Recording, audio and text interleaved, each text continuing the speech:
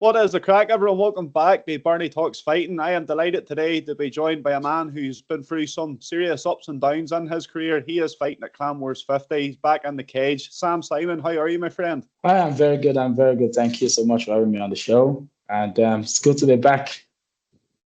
I'm sure it is. It's good to have you on. Thank you very much.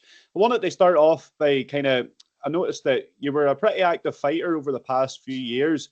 You haven't fought in 8 months. Are you well rested and are you ready to go on November 2nd? Do you feel good after taking that bit of time off?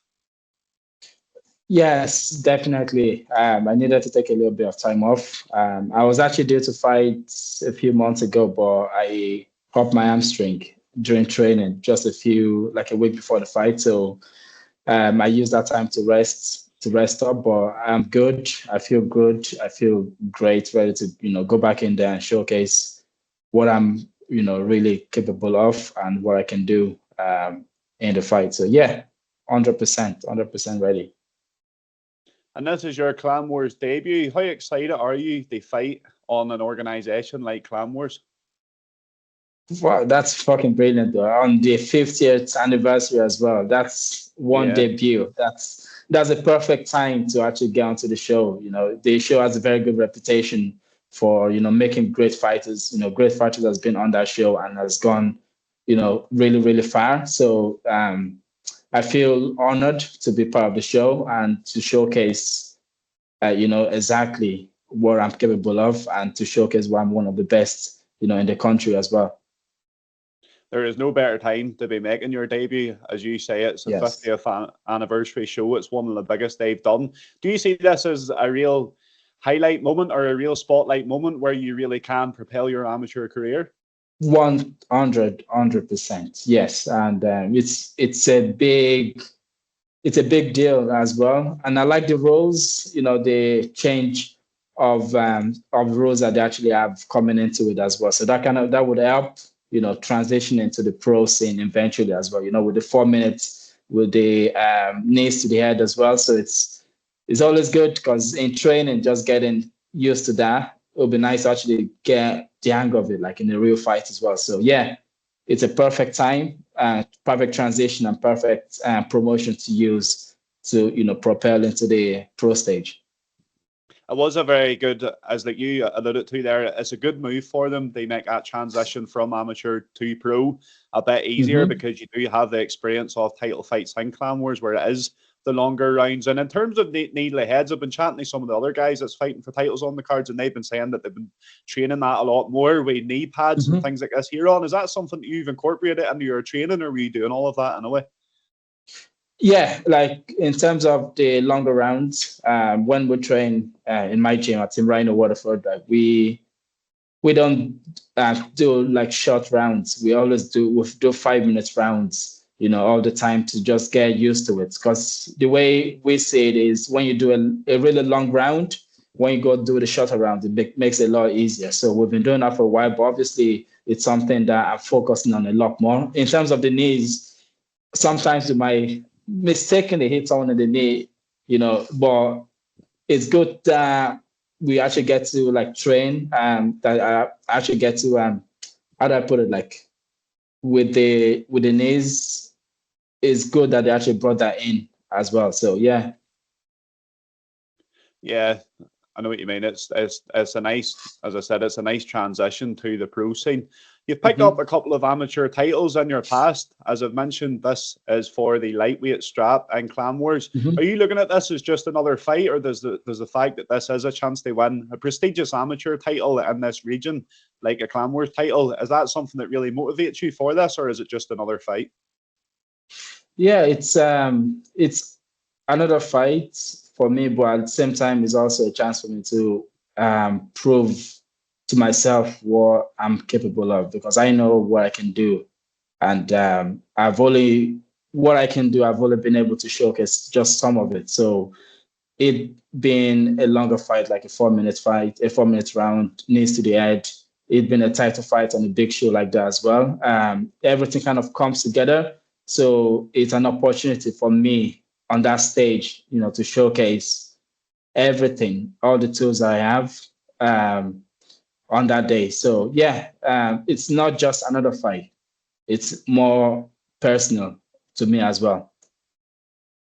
I can't wait for it. I'm really looking forward to it. Last time out against Jordan Scully, I just wanted to touch on this fight because it was a really, Yeah. really competitive fight. What kind of lessons did you take away from that? You were right in that fight, especially round two. You looked close to finishing it. You were unlucky just to get subbed in the third round. What lessons have you Yeah. taken from such a competitive defeat like that? Yeah, that's an interesting one. Things happens. That's the whole point of fighting at the end of the day. You know, Yeah. you could be winning the fight and then the next thing you get caught. But in me overall, with every fight that I've been in, I always take something away from them. You know, win or lose, you know, what have I done wrong in that last one? Mentally, not just physically as well. Like I take away the mental part of it because that's the biggest thing. With the Jordan's fight, everything was, you know, it went well. It's a very, very good fight, very good grappler as well. So mentally, that's another thing that I needed to work on myself in the fight. And obviously, he is very, very, very savvy as well, you know, on the ground. So I took all that away. I've worked on all of all those little holes. But overall, the way I see them is in amateur games, amateur fights, they're all a lesson that you learn, win or lose. So yeah, I took a lot from it overall, to be honest. So that's it. I think as you touched on there, in the amateur game, the record doesn't necessarily matter. It is just about learning. And even though you did come out on the receiving end of the submission loss there, it was a banging fight. I really enjoyed watching it, and I'm sure it's one that you learned a lot from. Tell us a little bit about your journey to becoming an MMA fighter. I always find it interesting because some guys, you know, they maybe start jiu-jitsu and then they transition the MMA or vice versa with striking. How did your journey begin? Oh, geez. It started a while ago. Like, I'm like an old man at this stage, but just like I used to do athletics back. I think that was back in when I was about 19, 18 ish. I think that was about nearly 10 years now that I've been actually about 11 years since I started athletics, but I started in MMA around 10 years ago. So, but you know, when I used to run, I felt like there's something missing. I always wanted to fight. It feels a lot more like something I'm much more in control of. So, and I always wanted to, you know, be able to, you know, defend myself as well, defend my family, just make sure I know if I'm out, if my family is out, I'm always going to be able to protect them, you know. So that kind of thing is what made me, you know, get into fighting, not feeling vulnerable in situations where I could have been able to protect myself. So since I started training, I fell in love with it. You know, I fell in love with the striking, with the jiu-jitsu, with the wrestling. I used to wrestle back in Nigeria as well. That's where I'm from originally. And so I was able to just mix everything up. And the more I do it, the more I just kept falling in love with it. But as time goes on, I got injured about 2 years or so into MMA. I tore my ACL in training and completely ruptured it in the last title fight I had against one of the big guys, big names back then. And then after that, I was out for a long time, about 4 years, and I injured the same knee again. And well, I knew the reason why I started. You know, I still felt like, nah, I can't let it go like that. You get what I mean? It's like that feeling of vulnerability. I don't like that. So I just needed to get that surgery done, get back into fighting. And since then, I felt good. I'm so proud of the achievement I've also made along the way. And just to keep going, like I could have stopped fighting ages ago for so many different reasons. Because I know a lot of people that started with me and they stopped. But that wasn't gonna be me. So, and I'm still here, still fighting for a title. You know, on Clan Wars 50, one of the biggest promotion in Ireland as well. So that means if you don't give up on things on yourself, you can make it anywhere. It doesn't matter how long it takes. So yeah, here I am. I think that's one of the most beautiful things about your career so far in the amateur scene is the resilience that it's taken to get over an injury like that. I was going to touch on that because you made your amateur debut in 2013. So as you say, it was 11 years ago. You competed 4 times within the year, and then and then you were forced to take. Was it 8 years you were out the cage? Is that right? Am I right in Yeah, saying that? yeah, about 8 years, at least 8 years, at least 8 years. My silly self keep going back to training, because I keep trying to rush back into it. Every time I go back, I pull something. I'm like, I just had to wait for the surgery. But yeah, it was a long time ago, at It least. definitely is. It definitely is. And I take my hat off to you for showing that resilience throughout your Respect. career. Is it something, did you have those times where you doubted whether you would be back in the cage or not? Or did you always have your mind focused on, I will return someday?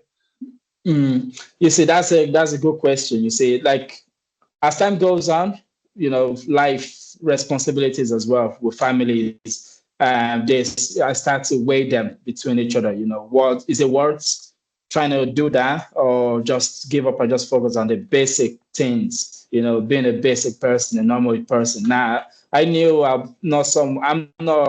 I don't want to be just ordinary. I want to be able to achieve something that I can look back on and say to myself, yes, you persevered. You said you're going to do this, and you stuck by that. So that kind of gave me that motivation, regardless of my situation in life, regardless of anything. Even if I feel like giving up, after a while, I might give up for like a few weeks. I just look at myself in the mirror. I was like, damn, you're getting fat. What's going on? So I just can't take it. I can't take that feeling of, I feel like there's something missing all the time. So it's a self promise I made to myself, and I would have betrayed myself and everything I worked for, if I didn't go back.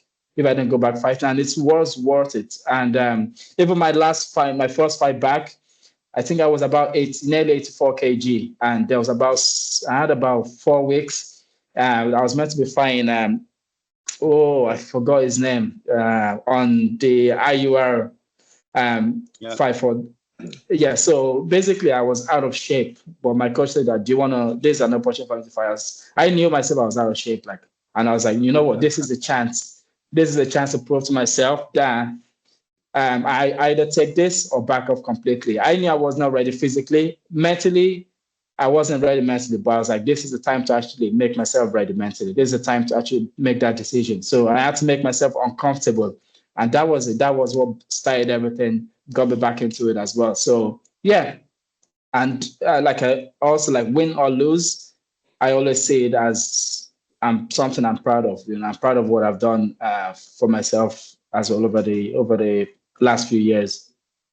I think, as you touched on there, it is about making yourself comfortable in them uncomfortable environments, isn't it? And, Yeah, again, facts. that sort of shows how resilient you are, and the fact that you were able to push through that even when you didn't feel 100% physically and mentally ready. Kind of Yeah. following on from that one, injuries are part and parcel of MMA and sports in general. I have a brother and a friend who both suffered from an ACL injury, so I know how brutal Yeah. that can be. It's a bad injury to have. Yeah. What kind of advice would you give to fighters that maybe are young, starting their amateur career, and they do keep picking up injuries?